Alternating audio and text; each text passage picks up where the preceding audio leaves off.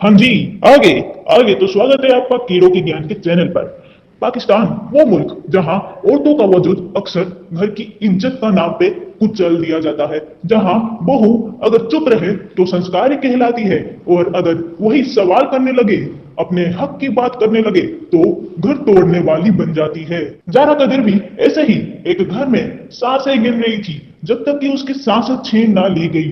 10 नवंबर 2024 कोतली इलाका, रास्ता पाकिस्तान, शाम करीब 5:15 बजे गली के आखिरी मोड़ पर एक लड़का खेल रहा था, वही जगह जहां एक पुराना बदबूदार नाला बहता है।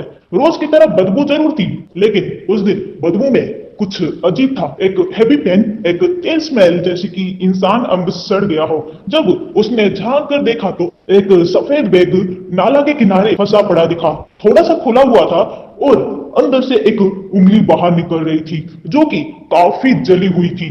पहचाना मुश्किल था, बिल्कुल काला पड़ चुका था।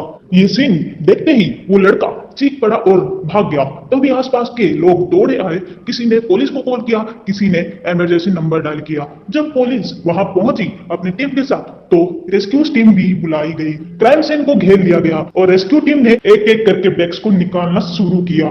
बैग काफी हैवी था और बदबू से भरा हुआ था। पहला बैग खोला गया तो एक इंसानी कंधा और एक हाथ मिला जिनकी उंगलियां बुरी तरह जली हुई थी। दूसरे बैग में पेट का हिस्सा, दोनों जंगे और कुछ मांस के टुकड़े मिले। साथ में एक लाल रंग का कपड़ा भी था जो किसी सलवार का लगता था। जब तीसरा बैग खोला गया तो सबकी सांसें रुक गई, क्योंकि उसमें था एक चेहरा, वो भी पूरा जला हुआ। आंखें बंद थी, बाल उलझे हुए, नाक और ओंठ की पहचान बिल्कुल मिटा दी गई थी। इन सब की गिनती 25 टुकड़े तक जा रुकी। बट वेट, ये कोई love lust extra marital affair का लव ट्रायंगल का केस नहीं था, और ना ही कोई फ्रॉड का नतीजा था। ये सब कुछ इन सब से बिल्कुल अलग था। Yes, I am talking about the Zara Qadir murder case. कहानी शुरू होती है पंजाब, पाकिस्तान के डस्का डिस्ट्रिक्ट से, जहां की रहने वाली थी जारा कदीर, एक सिंपल लेकिन तेज दिमाग वाली लड़की। जारा की उम्र लगभग 25 साल थी जब उसके लिए रिश्ता आया कदीर अहमद नाम का लड़का, जो उसी इलाका का था। फैमिली को लड़का पसंद आया, कमाई ठीक थी, कोई बुरी आदत नहीं थी, और सबसे बड़ी बात, वो सऊदी अरब में एक प्राइवेट कंपनी में जॉब करता था।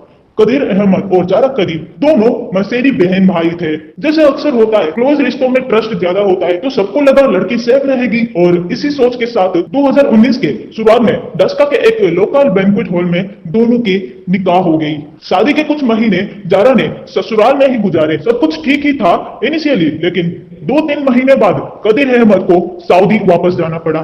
शादी के कुछ ही महीनों बाद कदीर अहमद को अपनी कंपनी से वर्क परमिट एक्सटेंशन मिल गया, और वो चाहता तो अपने किसी फैमिली मेंबर्स को डिपेंडेंट वीजा पे बुला सकता था। उधर जारा अपना ससुराल में थोड़ी परेशान रहने लगी थी। सासू माँ का रवैया कुछ ताना भरा होने लगा था, और ननद हर बात में धकेल देने लगी थी। कदीर अहमद ने जब फोन पे ये बातें सुनी तो उसने तुरंत फैसला किया जारा को सऊदी बुला लेना चाहिए। कुछ महीनों में वीजा आया और जारा सऊदी पहुंच गई। वहां एक छोटी सी रेसिडेंशियल कॉलोनी में एक फ्लैट था। ये एक नई शुरुआत थी, हस्बैंड के साथ अकेली रिस्पॉन्सिबिलिटीज भी थी, लेकिन आजादी भी थी। धीरे धीरे जारा ने पूरा सिस्टम संभाल लिया। मार्च 2022 में सऊदी में ही जारा ने एक बेटे को जन्म दिया। नाम रखा गया मोहम्मद शफी। कदीर खुश था, लगा सब कुछ सेट है। फिर वक्त बीता। जून 2024 में जारा ने पाकिस्तान वापस जाने का फैसला किया। बहाना तो सिर्फ माँ बाप से मिलने का था, लेकिन अंदर से वो चाहती थी कि उसका बेटा अपने मिट्टी देखे, अपने जोड़ों को महसूस करे। जून 2024 में पाकिस्तान लौटने के बाद जारा मनी मन काफी खुश थी। उसे लगा कि अब घर का माहौल बदल चुका होगा, पर यह सिर्फ उसकी कल्पना थी। घर का माहौल बिल्कुल ठंडा था, ना किसी से कुछ पूछा, ना ज्यादा बात की। सास सुघरना बीवी हर बात पर ताना मारती थी, अब तो तुम बड़ी बन गई हो, हमें तुम्हारा पैसों की जरूरत नहीं है।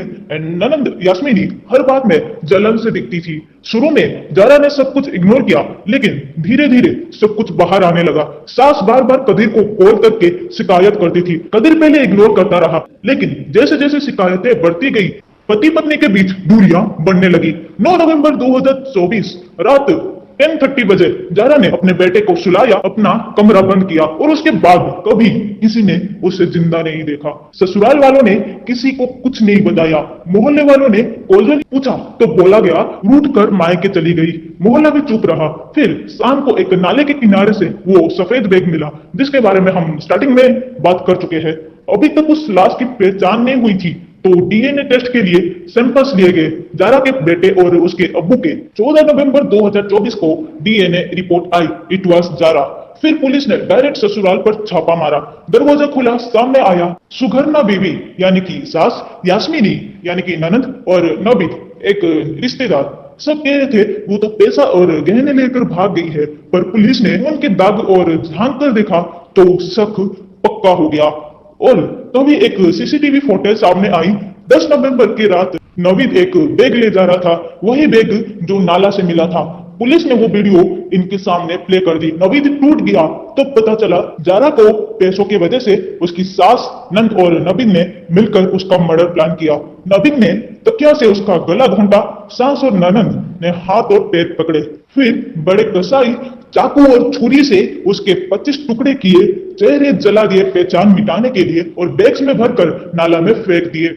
लेकिन गाइस, अभी तक मुझे किसी आर्टिकल्स में यह नहीं मिला है कि इन लोगों को क्या सजा मिली है। बस सोचिए, अगर कानून आपको इजाजत दे कि आप इन दरिंदों को अपनी मर्जी की सजा दे सकते हो, तो आप क्या सजा दोगे? कमेंट में जरूर बताएं और चैनल को सब्सक्राइब करना मत भूलना। टाटा, मिलता है अगली वीडियो में। Take care, stay